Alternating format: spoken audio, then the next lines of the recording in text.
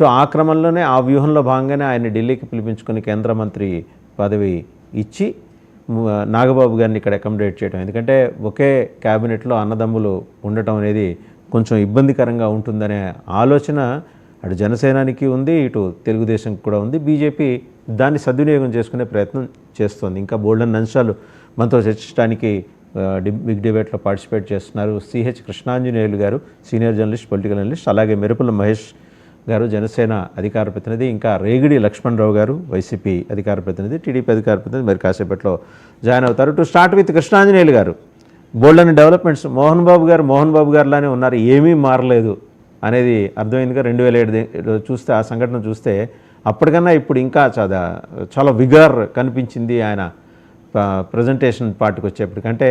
ఒక్కసారి కెమెరా కనపడంగానే వీరంగా వేసేస్తారు కదా. ఈ దౌర్జన్యం ఆయన కొత్త కాదు కదా. వాసుదేవన్ గారు, గుడ్ మార్నింగ్. ప్యానల్ మెంబర్స్ అందరికి కూడా నమస్కారము. Cinema actor Mohan Babu media వాళ్ళ మీద దాడులు చేయటం అనేటువంటిది సరైనటువంటిది కాదు. ఆ విధమైనటువంటి దాడిని ఖచ్చితంగా ప్రజాస్వామికవాదులందరూ ఖండించాల్సినటువంటి అవసరం అయితే ఉంది. ఇప్పుడు మోహన్ బాబు కుటుంబానికి సంబంధించినటువంటి ఆస్తులకు సంబంధించినటువంటి ఘర్షణ, ఆ ఘర్షణని వాళ్ళిద్దరు కోర్టులకి పోలీస్ స్టేషన్ వరకు వెళ్ళారు కాబట్టి తండ్రి కొడుకులు పోలీస్ స్టేషన్లో తేల్చుకుంటారా లేకపోతే కోర్టులో తేల్చుకుంటారా ఏంటి అనేది వాళ్ళ ఇష్టం. అది వాళ్ళిద్దరూ బహిరంగంగా ఒకళ్ళ మీద ఒకళ్ళు పరస్పర దాడులు చేసుకుంటున్నటువంటి పరిస్థితి కూడా ఉంది బౌన్సర్లను పెట్టుకొని. ఖచ్చితంగా మీడియాకి ఆ విధమైనటువంటి జరిగే ఘటనల్ని కవర్ చేసేటువంటి బాధ్యత కూడా మీడియాకు ఉంటుంది.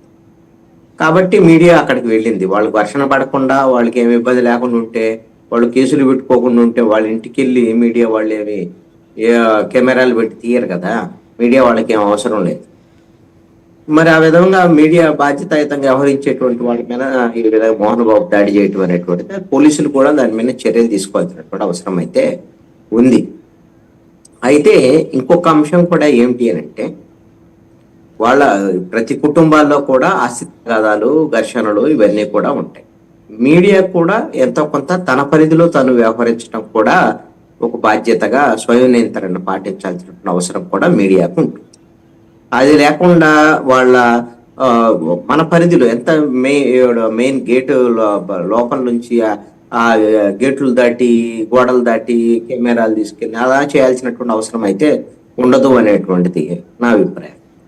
ఒక కుటుంబంలో వచ్చినటువంటి ఆస్తి తగాదాలని కొంతమంది వ్యూవర్స్ చూడొచ్చు. మన ఛానల్స్ లో వేస్తే సినిమా వాళ్ళు కాబట్టి జనానికి ఆసక్తి ఉంటుంది.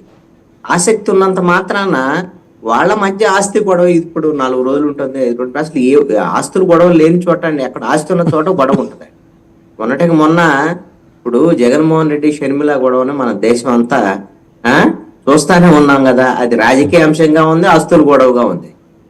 ఏ స్థాయిలో కొట్లాడుకుంటున్నారు, ఏ స్థాయిలో కోర్టుల వరకు వెళ్ళారు, ఏం జరిగిందంటే ఇట్లా భౌతిక పోరాటాలు లేవు, పెద్ద పెద్ద వీధి పోరాటాలు లేవు. వాళ్ళు మామూలుగా ఏదన్నా ఉంటే న్యాయపరంగా ఇద్దరు వాదులాడుకుంటున్నారు, కోర్టుకు ఎక్కుతున్నారు, చేసుకుంటున్నారు. వీధి పోరాటాలు అయితే లేవు.